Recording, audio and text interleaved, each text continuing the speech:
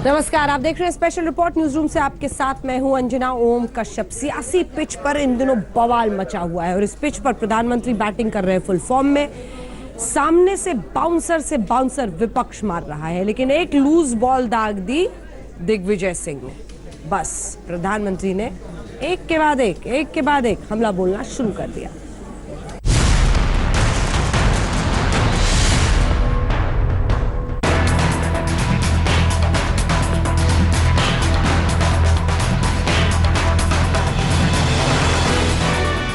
आज सुबह ही इन महाशय ने पुलवामा में हुए आतंकी हमले को दुर्घटना करार दिया है, यानी एक्सीडेंट है ऐसा कहा है, यानी एक हादसा जो बस हो गया। ये इनकी मानसिकता है।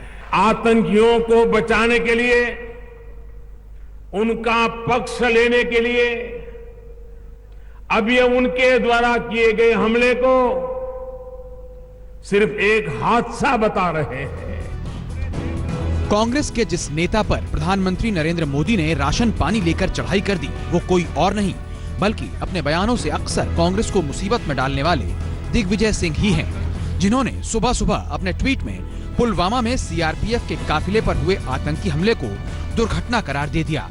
दिग्विजय ने इस ट्वीट में लिखा था,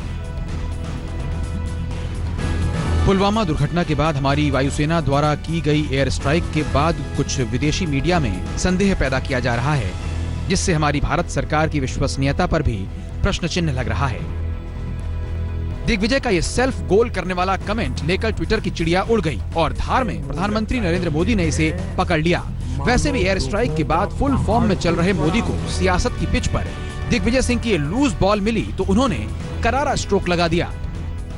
साथियों, नामदार परिवार के ये वही खास सिपा सालार हैं जिन्हें आतंक को बढ़ावा देने वाले अब शांति दूत नजर आने लगे। ये वही महोदय हैं जिनको दुनिया का सबसे बड़ा आतंकी ओसामा बिन लादेन शांति दूत लगता था। यही वो महाशय है जिन्होंने मुंबई के दर्दनाक आतंकी हमले में भी पाकिस्तान को क्लीन चिट दे दी थी और जांच की दिशा को ही भटकाने का प्रयास किया था। प्रधानमंत्री मोदी ने पहले तो दिग्विजय सिंह की खबर ली, लेकिन अभी हिसाब पूरा नहीं हुआ था। दिग्विजय ने तो मोदी को बाकायदा सपाट पिच जो दे दी थी। मोदी का अगला शॉट उछला सलमान खुर्शीद के बहाने पूर्व कांग्रेस अध्यक्ष सोनिया गांधी पर। दिल्ली के बाटला हाउस में जब आतंकियों का एनकाउंटर हुआ था तो ऐसे ही एक और राज दरबारी ने दुनिया को बताया था कि आतंकी की मौत पर तब रिमोट कंट्रोल से सरकार चलाने वालों के आंसू थम नहीं रहे थे। दिग्विजय सिंह ने तो प्रधानमंत्री नरेंद्र मोदी पर हमला करने के लिए ही ट्वीट किया था, लेकिन ये ट्वीट उल्टा उन्हीं पर भारी पड़ गया। हम आपको दिखाते हैं कि दिग्विजय के इस ट्वीट में आगे क्या लिखा था। प्रधानमंत्री जी, आपकी सरकार के कुछ मंत्री कहते हैं 300 आतंकी मारे गए, भाजपा अध्यक्ष कहते हैं 250 मारे हैं, योगी आदित्यनाथ कहते हैं 400 मारे गए और आपके मंत्री एसएस आहलूवालिया कहते हैं एक भी नहीं मरा और आप इस विषय में मौन हैं। देश जानना चाहता है कि इसमें से झूठा कौन है। दिग्विजय सिंह ने तो अपने हिसाब से प्रधानमंत्री मोदी की घेराबंदी कर ली थी, लेकिन पुलवामा के साथ आतंकी हमले की जगह दुर्घटना का शब्द उन्हें ले बीता। बीजेपी की तरफ से चौतरफा जुबानी गोले दगने लगे। मध्य प्रदेश के बीजेपी विधायक ने तो दिग्विजय को जैश-ए-मोहम्मद का महासचिव करार दे दिया। ऐसा लगता है कि ये कांग्रेस के महासचिव न होकर ये जैश-ए-मोहम्मद के महासचिव हैं। भारत सरकार से ये मांग करूंगा कि दिग्विजय सिंह जी के आईएसआई से कहीं कनेक्शन तो नहीं, इसलिए दिग्विजय सिंह के भी 10-12 साल के क्रियाकलापों की भी जांच होना चाहिए। ट्वीट के जरिए प्रधानमंत्री नरेंद्र मोदी पर सवाल उछालने गए दिग्विजय सिंह अपने ही नहीं पार्टी के लिए भी मुसीबत मोल ले बैठे। कांग्रेस ने भी उनके बयान से किनारा कर लिया। कमलनाथ बोले, इस सवाल का जवाब तो दिग्विजय सिंह से ही पूछ लीजिए।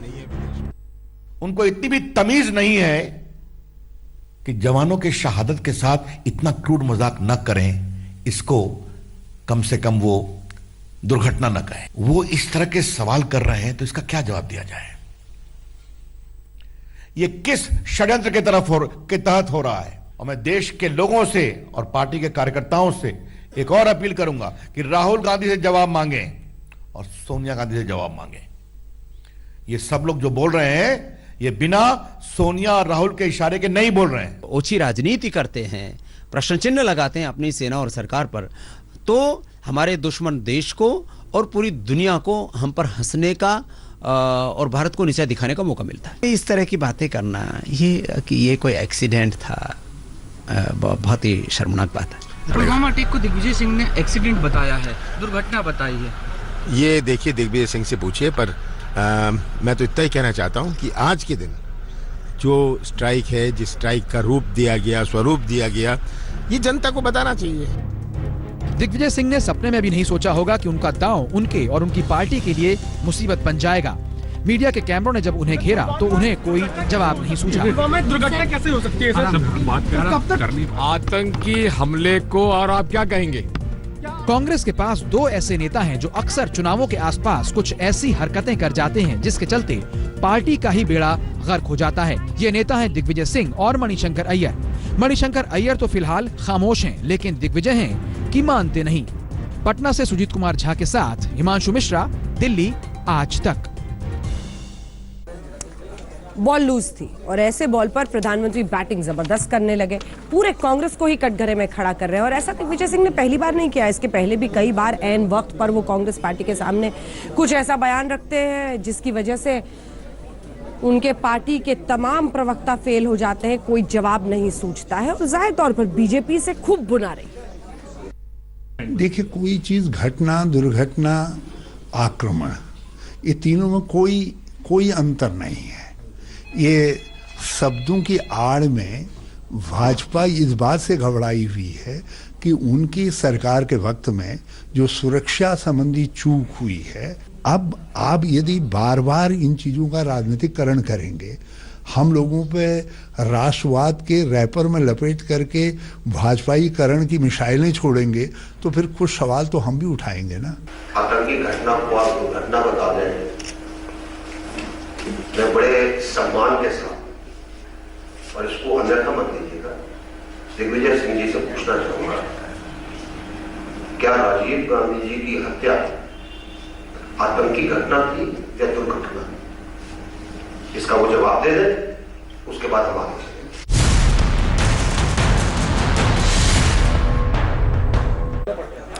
29 सितंबर 2016 जब सर्जिकल स्ट्राइक हिंदुस्तान ने किया था, तब भी सबूत मांगा था विपक्ष ने, लेकिन इस बार तो जो तमाम बीजेपी के लाल बुझक्कड़ नेता हैं वो अलग अलग आंकड़े बता रहे हैं। कभी कोई बयान देता है, कभी कोई बयान देता है। फिर बीते दिन 250 का आंकड़ा सामने आया।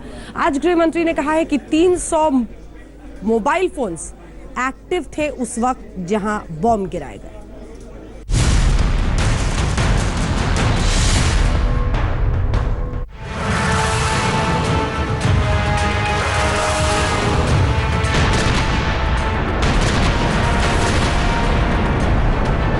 देश में सवाल अब महंगाई का नहीं, बेरोजगारी का नहीं, राफेल का नहीं, भ्रष्टाचार का नहीं, आर्थिक विकास का नहीं है। सवाल तो बस एक है जिस पर हिंदुस्तान की सियासत हैंग कर गई है। वो सवाल है, एयर स्ट्राइक में कितने आतंकी मारे गए? वायुसेना के मिराज विमानों ने जब पाकिस्तान और पाकिस्तान के कब्जे वाले कश्मीर में घुसकर 6000 किलो बम बरसाए थे, तब उन्हें सिर्फ अपना लक्ष्य पता था और हमारी वायुसेना ने अपना लक्ष्य पूरा किया। आतंकियों के अड्डों को तहस नहस कर दिया, लाशें नहीं गिनी। That statement will be made by the government. No, I mean, Air Force is not in a position to clarify that how many people were inside it. That we don't count human casualties. We count what targets have we hit or not hit. Time's up in there, please. The bomb damage assessment that is done post a mission calculates the number of the target you've been hit or you've not been able to hit. We can't count how many people have died. That depends on how many people were there. हमारे air chief marshal BS Dhanoa ने तो साफ कह दिया कि लाशें गिनने का काम वायुसेना का नहीं है, लेकिन यहाँ सियासत के लाल बुझक्कड़ों ने अपने अपने हिसाब से लाशें गिनकर रख दी। बीजेपी अध्यक्ष अमित शाह ने बताया कि वायुसेना के हमले में 250 आतंकी मारे गए। પુલવામાની અંદર ઘટના થતાની સાથે બધાને એવું હતું કે આ વખતે તો સર્જિકલ સ્ટ્રાઇક ના થઈ શકે, હવે શું થશે, ત્યાં એલર્ટનેસ બહુ હતી। પરંતુ મિત્રો, નરેન્દ્ર મોદી સરકારે બરોબર 13માના દિવસે એર સ્ટ્રાઇક કરી 250 થી વધારે આતંકવાદીઓને 100। लेकिन यूपी के बीजेपी वालों को 250-300 वाला मामला जमा नहीं। मुख्यमंत्री योगी आदित्यनाथ ने 100 आतंकी और बढ़ा दिए, बोले 400 आतंकी मारे गए थे। उनके डिप्टी दिनेश शर्मा ने भी कहा कि हाँ भाई हाँ, 400 ही थे। हमारे एयरफोर्स के जवानों ने पाकिस्तान के अंदर आतंकी कैंपों को नष्ट करके 40 का बदला 400 को मार करके चुकाया है, और यह है भारत का शौर्य पराक्रम। 45 सैनिकों के बदले में 4-5 यानी 45 के बदले में वो 4-5-0 450 खो चुके हैं, 10 गुना खो चुके हैं। जितना वो छेड़ेंगे उससे ज्यादा उनको जवाब मिलेगा। बालाकोट में हुई एयर स्ट्राइक में मारे गए आतंकियों की तादाद हिंदुस्तान की सियासत के लिए सबसे बड़ी पहेली हो गई। विपक्ष सवालों की बारिश करने लगा। भारतीय जनता पार्टी की ओर से जो बयान आ रहे हैं और जिस तरह से उनका चाल चलन और चरित्र है, ये शुद्ध रूप से जो हवाई हमले हुए हैं बालाकोट पर, उस पर उसका राजनीतिक लाभ लेना चाहते हैं। अभी नई ट्विटर पर आई बीएसपी सुप्रीमो ने प्रधानमंत्री नरेंद्र मोदी पर निशाना साधते हुए ट्वीट उछाल दिया। अपने ट्वीट में मायावती ने लिखा, बीजेपी अध्यक्ष अमित शाह डंका पीट रहे हैं कि वायुसेना के हमले में 250 आतंकी मारे गए हैं, जबकि क्रेडिट लेने के लिए हमेशा आतुर इनके गुरु पीएम श्री मोदी पूरी तरह से चुप्पी साधे हुए हैं। क्यों? आतंकी मौत के घाट उतारे गए, अच्छी बात है, परंतु पीएम की लंबी चुप्पी का रहस्य क्या है? वायुसेना का सरकार बताएगी, तो अध्यक्ष जी ने भी कहा होगा, एस्टिमेशन से कहा होगा, संख्या इससे आगे भी हो सकती है। मोटी बात क्या है कि बड़ी संख्या में प्रभावी हमला हुआ, काफी संख्या में लोगों को वहां पर जो डैमेज होना है वो हुआ, ये आपने देखा होगा। विपक्ष सवाल प्रधानमंत्री नरेंद्र मोदी से पूछ रहा था, लेकिन इस सवाल का जवाब असम दौरे पर गए गृह मंत्री राजनाथ सिंह ने दिया। राजनाथ बोले कि जब बालाकोट में वायुसेना ने एयर स्ट्राइक की तो वहां 300 फोन एक्टिव थे। अरे हमसे क्यों पूछते हो? एनटीआरओ सर्विलांस सिस्टम है भारत का माना जाना, एथेंटिक। एनटीआरओ ने कहा है कि जब वहां पर हमला हुआ, इंडियन एयरफोर्स के जवानों ने, पायलट ने जब वहां पर बम गिराए, उसके पहले वहां पर 300 मोबाइल फोन एक्टिव थे। अब कल्पना कर लो कितने मारे गए, ये नंबर हमको बताने की कोई जरूरत नहीं है। विपक्ष जिस सवाल का जवाब मांग रहा था सरकार की तरफ से, अब गृह मंत्री राजनाथ सिंह ने उस पर आधिकारिक बयान दे दिया। यानी सरकार ने भी अब करीब 300 आतंकियों के मारे जाने की थ्योरी पर मुहर लगा दी। लेकिन सवाल यह है कि क्या विपक्ष राजनाथ के जवाब से संतुष्ट हो जाएगा? दिल्ली में हिमांशु मिश्रा के साथ आज तक ब्यूरो। और अब बात पाकिस्तान के ऐसे नाटक की जिसमें वो दिखाने की कोशिश तो ये कर रहा है कि उसने 44 आतंकियों को पकड़ा है। एक मसूद अजहर का भाई भी है, लेकिन दरअसल जांच के लिए सिर्फ हिरासत में लिया है, यानी सरकारी मेहमान बनाया है।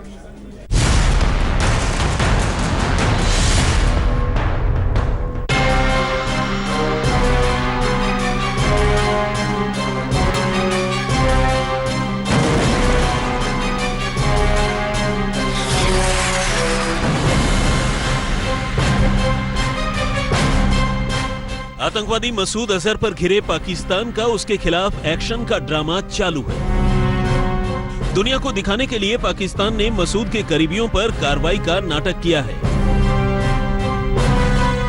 पाकिस्तान ने कहा है कि जैश ए मोहम्मद के 44 लोगों को एहतियातन हिरासत में लिया गया है। इन लोगों में 2 नाम बेहद खास हैं। एक नाम है अब्दुल रऊफ का, जो मसूद अजहर का भाई है, और दूसरा नाम है हम्माद अजहर का। पाकिस्तान का दावा है कि इन लोगों को जांच के लिए पकड़ा गया है।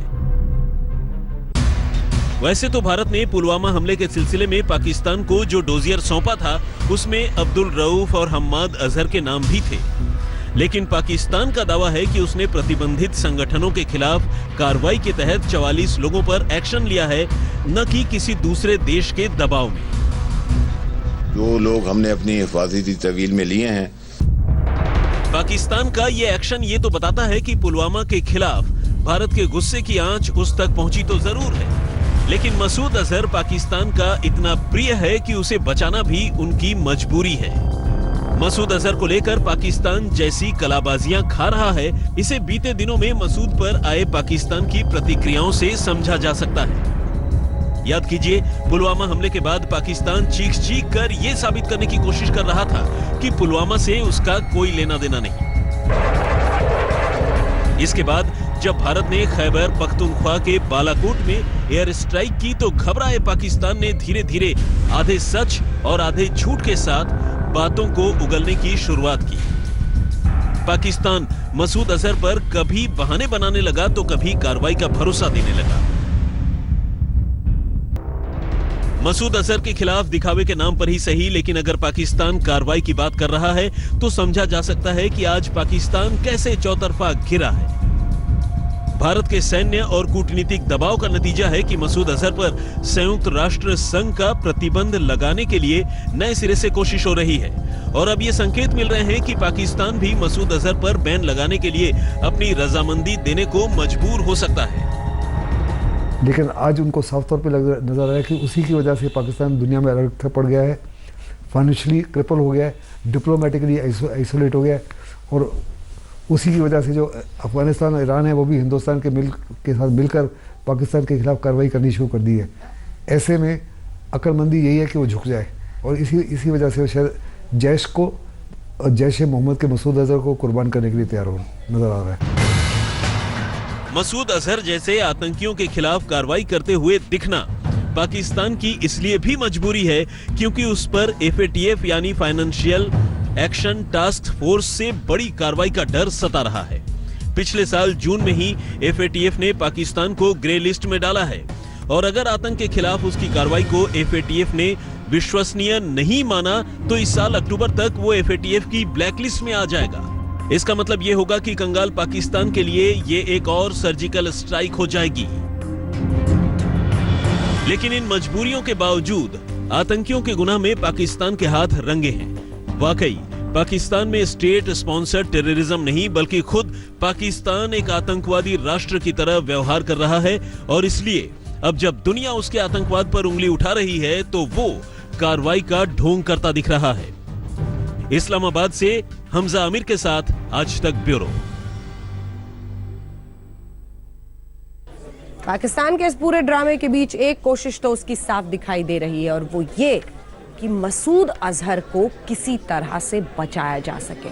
पहले खबर अफवाह फैला दी कि मारा गया है मसूद अजहर, मर गया है मसूद अजहर, लेकिन अब धीरे धीरे सच्चाई सामने आ रही है।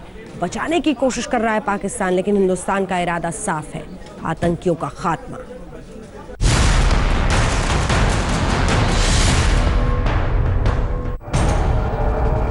जैश ए मोहम्मद के सरगना मसूद अजहर को लेकर पाकिस्तान कैसे डरा हुआ है, इसे यूं समझिए कि 2 दिन पहले पाकिस्तान की प्रोपेगेंडा मशीनरी ने अपुष्ट स्रोतों से यह फैलाया कि मसूद अजहर की तो मौत हो गई, और मौत उसकी बीमारी की वजह से हुई। जब पाकिस्तान के इस एजेंडे पर दुनिया ने संदेह खड़ा करना शुरू किया तो पाकिस्तान फिर पलटूराम बन गया, और उसके मंत्री तक सामने आकर कहने लगे कि नहीं जी, मसूद अजहर तो जिंदा है। आपका ख्याल है वो जिंदा है? बिल्कुल जिंदा ही होंगे। पूरी कर देना कि मौलाना मसूद अजहर जिंदा है, और ऐसी कोई खबर नहीं है। ये समझना हो कि मसूद अजहर को लेकर पाकिस्तान इतना बेचैन क्यों है, तो इसे मसूद अजहर के ही एक आतंकी के सामने आए बयान को सुनना होगा, जो पाकिस्तान अभी तक आधिकारिक तौर पर यह कहता है कि भारत की वायुसेना टारगेट चूक गई, बालाकोट में जंगल में विस्फोटक गिराकर आ गई। उसे खारिज करते हुए जैश के आतंकी का बयान क्या था, इसे सुनिए। हिंदुस्तान ने अपने मुल्क से निकलकर हमारे मुल्क में दाखिल होकर हमारे मरकज पर हमला करके अब इस इक़दामी जिहाद को दिफाई शक्ल दे दी है। यानी मसूद अजहर को लेकर पाकिस्तान के सामने एक और कुआं है तो एक और खाई। आतंकी पाकिस्तान पर दबाव डाल रहे हैं कि वो उन्हें बचाए, लेकिन भारत के आक्रामक रुख से पाकिस्तान दुनिया के सामने बेनकाब हो चुका है। भारत पिछले 30 साल से आतंकवाद का जख्म झेल रहा है। भारत ने पहले भी आतंकियों के खिलाफ कार्रवाई की है, लेकिन इस बार सरकार और सेना दोनों की ओर से ये संकेत दिया जा रहा है कि बस अब बहुत हुआ। इसीलिए पाकिस्तान की घिघी बंधने की नौबत आ गई है। सूत्रों के मुताबिक भारत ने अगर अब कोई और आतंकवादी हमला हुआ तो अपने सामने हर एक विकल्प खुला रखा है। भारत ने यह भी साफ कर दिया कि पाकिस्तान को आतंक के अड्डों पर कार्रवाई करनी ही होगी। वैसे तो पाकिस्तान ने भी दुनिया को झूठ समझाने की कोशिश की, लेकिन दुनिया भारत की बात सुन और समझ भी रही है। भारत ने दुनिया को समझाया है कि ये भारत पाकिस्तान का मसला नहीं, आतंकवाद का मसला है। गौरतलब ये भी है कि सोमवार को वायुसेना प्रमुख ने कहा था कि पाकिस्तान के खिलाफ ऑपरेशन अभी बंद नहीं हुआ है। Excuse me. No, excuse me. No, we are running out of time, you know. It is an ongoing operation. I will not comment on it. Bharat का कड़ा रुख ही है, जिसके बाद पाकिस्तान शांति का मसीहा बनने का नाटक रचने की फिराक में है। ये कुछ एक तरीके लग रहे हैं ISI के, उसको छुपाने के, या उसका रूप बदलने के, या उसको छुपाने, या कुछ ऐसी जगह भेजने के यहाँ उसको दोबारा कोई ऐसी गतिविधियां ना कर सके और भारत की मार के नीचे ना आ जाए। लेकिन भारत ने तो तैयार कर रखा है कि इसको खत्म करना है। हर पाप का अंत होता है, इसीलिए पाकिस्तान को ये बात जितनी जल्द समझ आएगी, क्षेत्रीय शांति उतनी ही जल्द लौटेगी। दिल्ली से गीता मोहन के साथ आज तक ब्यूरो।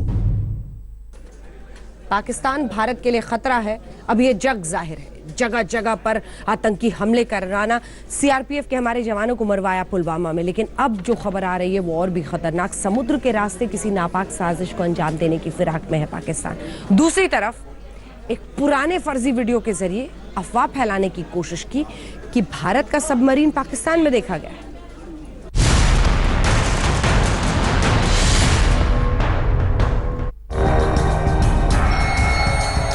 इस तस्वीर को देखिए और झूठे पाकिस्तान की फितरत पर हैरत कीजिए। पनडुब्बी की यह तस्वीर जारी करते हुए पाकिस्तान की नेवी ने दावा किया कि भारत की नौसेना कराची के पोर्ट की ओर बढ़ने की कोशिश कर रही थी, लेकिन उसे पाकिस्तान की नेवी ने लौटने पर मजबूर कर दिया। लेकिन पाकिस्तान जब ये झूठ बोल रहा था तब इसे इतनी भी शर्म नहीं थी कि हर तस्वीर की अपनी तारीख होती है। यह तस्वीर नवंबर 2016 की है। We do not have submarines operating in Pakistani waters. If we did, and if we have submarines operating anywhere else, then I do not think that Pakistan has the ability to actually figure this out, much less ask them to leave. What Pakistan does have the ability to do is to release badly doctored videos. सोचिए, पाकिस्तान अब समुद्र के रास्ते पहरेदारी के मामले में ऐसा झूठ क्यों परोस रहा है? तो इसका जवाब यह है कि पाकिस्तान मसूद अजहर और हाफिज सईद जैसे आतंकवादियों को बचाने की प्री प्लानिंग में जुटा हो सकता है, जिसमें वो भारत पर ही सवाल खड़े कर सके। दरअसल खुफिया रिपोर्ट्स के मुताबिक पाकिस्तान में बैठे आतंकी 26/11 जैसा हमला दोहराने की फिराक में है। यही नहीं, लश्कर और जैश ऐसे आतंकी तैयार करने में जुटे हैं जो समुद्र के रास्ते खतरा बन सके। We also have reports of terrorists being trained to carry out attacks with various modus operandi, including through the medium of the sea. समुद्र के रास्ते भारत के सामने आतंक की बड़ी चुनौती है, इसीलिए पुलवामा हमले के बाद भारत ने समुद्रों पर अपनी निगहबानी बढ़ा दी है। भारत के जरिए एयर स्ट्राइक करने के बाद लगातार जो कच्छ की इलाके हैं वहां पे पेट्रोलिंग की जा रही है। आप देख सकते हैं गुजरात पुलिस के जरिए यहाँ पे पेट्रोलिंग की जा रही है। ये कोटेश्वर का क्रिक का इलाका है जो समुद्री किनारा है। यहाँ पे लगातार BSF के जो क्रोकोडाइल कमांडो है वो पेट्रोलिंग करते रहते हैं। साथ ही जो लोकल पुलिस है उसके जरिए भी पेट्रोलिंग की जा रही है ताकि किसी भी तरीके की अगर घुसपैठ हो रही है या आतंकवादी गतिविधियां हो रही है तो उसे रोका जा पाए। समुद्र के रास्ते आतंकवाद की आहट भारत को इतना सावधान क्यों कर रही? इसकी वजह यह है कि भारत के सुरक्षाकर्मी जमीन पर रोजाना पाकिस्तान के आतंकवाद को महसूस कर रहे हैं। India, however, faces a far more serious version of terrorism, state-sponsored terrorism. You have all witnessed the horrific scale of the extremist attack in the Indian state of Jammu and Kashmir just 3 weeks ago. This violence was perpetuated by extremists aided and abetted by a state which seeks to destabilize India. आतंकवाद भारत के लिए ऐसा जहर बन गया है जिसे काटने के सिवा अब कोई विकल्प नहीं है। बालाकोट हवाई हमले के बाद अभी भी पाकिस्तान में आतंकी ठिकानों के अंदर गतिविधियां जारी हैं। भारत अब इस बात को अंतर्राष्ट्रीय मंचों पर रखेगा और दुनिया को यह साबित करेगा कि पाकिस्तान पर आयोजित आतंकवाद भारत ही नहीं बल्कि पूरी दुनिया के लिए एक बहुत बड़ा खतरा है। कैमरा पर्सन हिमांशु के साथ अभिषेक भल्ला, दिल्ली आज तक। ये पाकिस्तान ने जो F-16 का इस्तेमाल किया हिंदुस्तान के खिलाफ मुसीबत बनने वाला है उसके लिए, कैसे हम आपको बताते हैं अब इस हिस्से में स्पेशल रिपोर्ट के। जी हाँ, भारत के खिलाफ F-16 विमानों का इस्तेमाल पाकिस्तान ने करके जो समझौता तोड़ा है अमेरिका के साथ, वो अब उसके लिए मुसीबत बनेगा। भारत ने पाकिस्तान के F-16 इस्तेमाल करने के सबूतों को अमेरिका से साझा किया है। F-16 से दागी गई एमरॉम मिसाइल के टुकड़े अमेरिकी अधिकारियों को दिखाए गए हैं। तो आज NSA अजीत डोवाल ने अपने अमेरिकी काउंटरपार्ट जॉन बोल्टन से मुलाकात की। दोनों के बीच दक्षिण एशिया के सुरक्षा हालातों पर बात हुई है। सूत्रों के मुताबिक अब अमेरिका पाकिस्तान से आतंकवाद के खिलाफ कार्रवाई के लिए ठोस कदम उठाने को कहेगा और पूछेगा कि आखिर हमारा समझौता क्यों तोड़ा गया। इसी के साथ स्पेशल रिपोर्ट में इतना ही। तमाम खबरों के लिए ashrak.in पर जाएं और YouTube पर न्यूज तक को सब्सक्राइब करें। देखते रहिए आज तक। लेटेस्ट खबरों के लिए यूं ही देखते रहिए आज तक और इस वीडियो के पसंद आने पर लाइक, शेयर एंड सब्सक्राइब करना ना भूलें।